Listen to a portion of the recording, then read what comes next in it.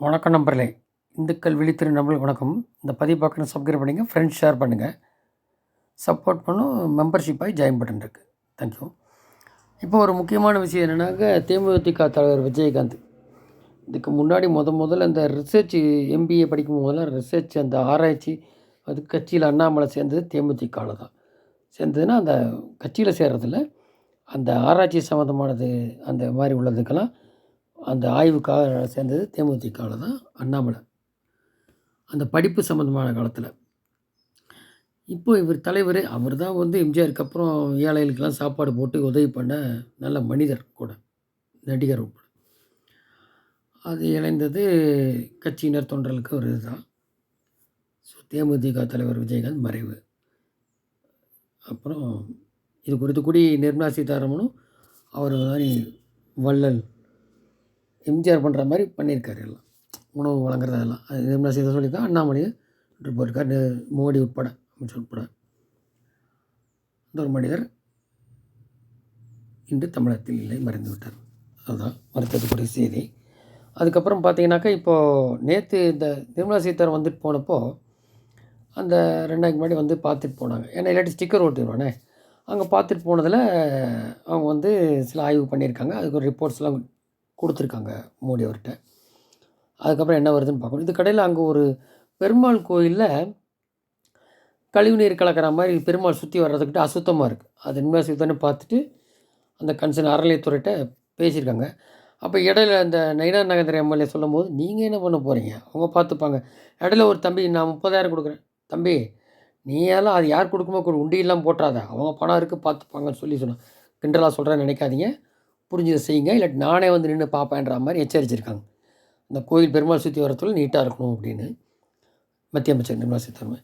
இது குறித்து யாரோ திமுகலேருந்து ஒரு ஐடி விங்கில், ஏன் கோயிலில் போட வேண்டாம்னு சொல்கிறீங்க, அப்படித்தான் வரி கட்ட வேணாம் சொல்லுவீங்க, அப்படி ஒரு ட்விட்டர் உடனே அதுக்கு பதிலடி கொடுத்துருக்கு பாஜக. அதாவது இந்த கோயில் உண்டியல், சாமி சிலை, இந்த தங்க நகையை உருக்கிறேன், இதெல்லாம் இங்கே தான் கண். மற்ற அப்புறம் சாமி இல்லைன்னு பாடுங்க, எழுதி பாடுங்க, அதான் வந்தால் எடுத்துணுன்னு நான் சொல்லியிருக்காரு. இந்த அறநிலையத்துறையும் எடுக்கணும், அந்த தீக்காக்காரனுக்கு வச்சதையும் எடுக்கணும்.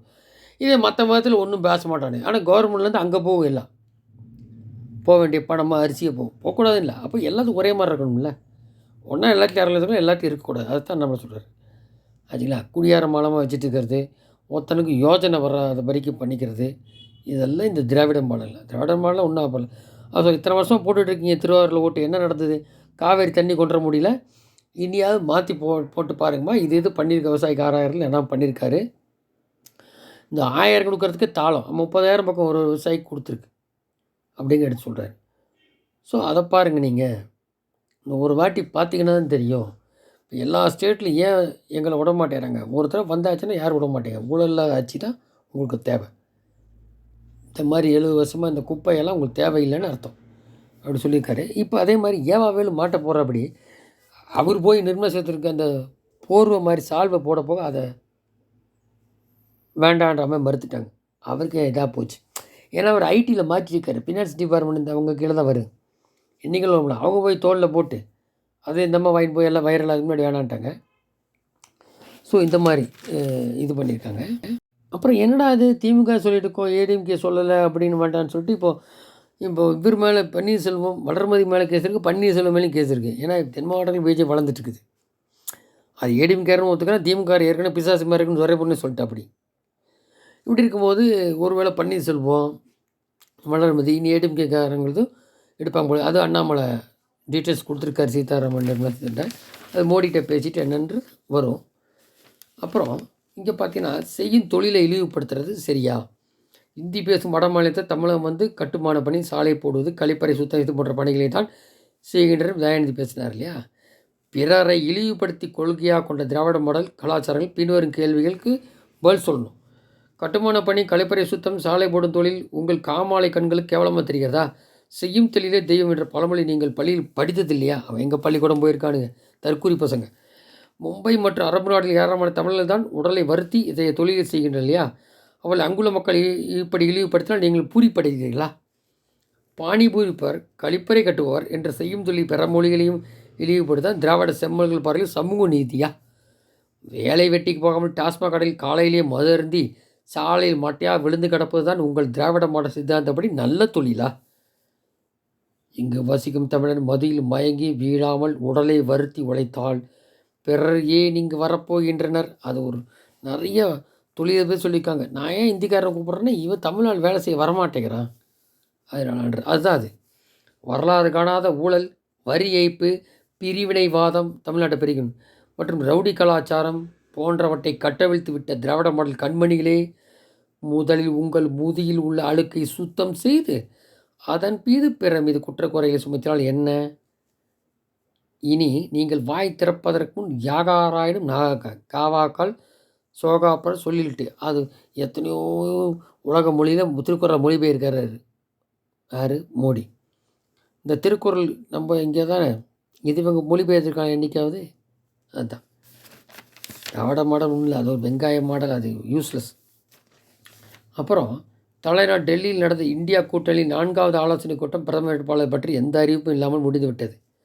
தன்னை பிரதமர் மம்தா உள்ளிட்ட சில தலைவர்கள் முடிந்த போதும் அதை ஏற்காத மல்லிகார்ஜுன கார்கே ஆச்சுங்களா. லோக்சபா தேர்தல் இந்தியா கூட்டணி ஊற்றி கொண்டால் கார்கே பிரதமர் வேட்பாளர் மக்கள் ஏற்கவில்லை. அதனால தான் தோல்வி என தன் சொந்த கட்சி தலைவர்களை பழியை தன்மீது தூக்கி விடுவார் என உணர்ந்து நாசுக்காக நழுவி கொன்ற கார்கே. ஸோ முரண்பாடு மொத்தம் தான் இந்தி கூட்டணி, அதனால் எந்த பிரச்சனையும் வைக்க போகல. நிதிஷ்குமார் விரட்டி அடிச்சிட்டார், இந்தி தெரிஞ்சிட்டு வாங்கடா போங்கடான்னு. உலகில் கிழக்கு மேற்கு பார்த்த கதையாக உள்ள இந்திய கூட்டணி தலைவர்கள் லோக்சபா தேர்தலில் ஒற்றுமையாக இருந்து பாஜக அணியை வீழ்த்துவார் என்பது ஆண்டிகள் சேர்ந்து மடம் கட்டிய கதை என்பது யாகவே முடியும் என்பதில் சந்தேகம் இல்லை. ஸோ இலாக்கல மந்திரியெல்லாம் வச்சுட்ருக்கானுங்க. 11 அமைச்சர் ஊழல் இருக்குது. நாங்கள் ஒரு 5 அமைச்சர் கொடுத்துக்கோம், மொத்தம் 16. நீதி விசாரணை எதிர்கோயிலில் காத்திருக்கேன். அடுத்த மாதம் ஒரு அமைச்சர் சிறை செல்வார். வரிசையாக வரும், அப்படியே பொங்கலுக்குள்ளே 1 or 2 வரும். இப்படி ஊழல் செய்து கொள்ளையடிப்பது யாருடைய பணம்? மக்கள் பணம் இல்லையா? அது யார் அப்போயிட்டு பணம்? உதயநிதி பாசில் கேட்டால் மத்திய அரசு வழங்கும் நிதி ஊழல் வாயிலாக கொள்ளையடித்து அமைச்சர்களே கொண்டு செல்லும். ஆனால் மக்களுக்கு எந்த பலனும் இல்லை. இப்போ திருவாரூர் மாவட்டம் அந்த மாதிரி தஞ்சாவூர் பெல்ட்டெல்லாம் பின்தங்கி வச்சுருக்கானு காலங்காலமாக. திமுக தான் ஓட்டு போடுறோம், அதுதான் சொல்லியிருக்காங்க. நீங்கள் மாற்றி பாருங்கள். அதுக்காக நான் 1 வருஷத்துலேயே வந்துடும் பொய் சொல்ல மாட்டேன். இந்த 60 வருஷம் குப்பை உங்களை கீழே தள்ளி வச்சதுக்கு எங்களுக்கு 10 வருஷம் தேவைப்படும். 2 தடவை எங்களுக்கு எம்பி கொடுத்தா சரி பண்ண முடியும் அப்படிங்கிறத நம்மளை குறிப்பிட்டிருக்காரு. ஸோ இந்த மாதிரி நிறையா தவறு நடந்திருக்கு வச்சுங்களா. காரணம் எல்லாம் குடும்ப ஆட்சி, ஊழல் ஆட்சி, சொந்தமாக பணத்தை தூக்கிட்டு போயிடுது. 4000 கோடி கேட்டால் பாதி நடந்ததில்லை, முழுசாக முடிஞ்சு பொய்யும் போட்டும் பித்தலாட்டம் மாறி பேசுகிறாங்க. அதை மறைக்கிறது தான் உங்கள் அப்பா வீட்டு பணமாக உதயநிதி எடுத்தார் அப்படிங்கிறேன். இப்போ அந்த அம்மா வந்துட்டு போயிட்டாங்க, இங்கே எல்லாம் வந்துட்டு போயிட்டாங்க. என்னவோ அது வரப்போகுது. இப்போ பம்மர் அப்படி இந்த எதுக்கு இது? நீங்கள் ஜாஸ்தி கேட்க ஆரம்பித்தா இறங்கி வர மாதிரி, இல்லாட்டி ஏறி நிற்கிறது. எப்போ ஒரே மாதிரி இருந்துட்டு போக வேண்டியது தானே. மக்களுக்கு என்ன செய்யணும் செஞ்சால் அவன் இது பண்ணி. இப்போ மக்கள் போகிற வெறுப்பில் இருக்கான். தென் மாவட்டம் சென்னையெல்லாம் பார்த்திங்கன்னா அவ்வளோ கடுப்பில் இருக்கும். எப்படா ஆட்சி போகும் ஒழியுன்னு. அதை ஏற்கனவே குறிப்பிட்ட மாதிரி சொல்ல முடியாது. வருஷம் கட்டி 5,000 பேர் போனால் அதை வச்சு கூடி ஆட்சிக்கு சஸ்பெண்ட் பண்ணலாம். என்ன நடக்குதுன்னு தெரியல. ஸோ பொறுத்து பார்ப்போம். நன்றி, ஜெயந்த்.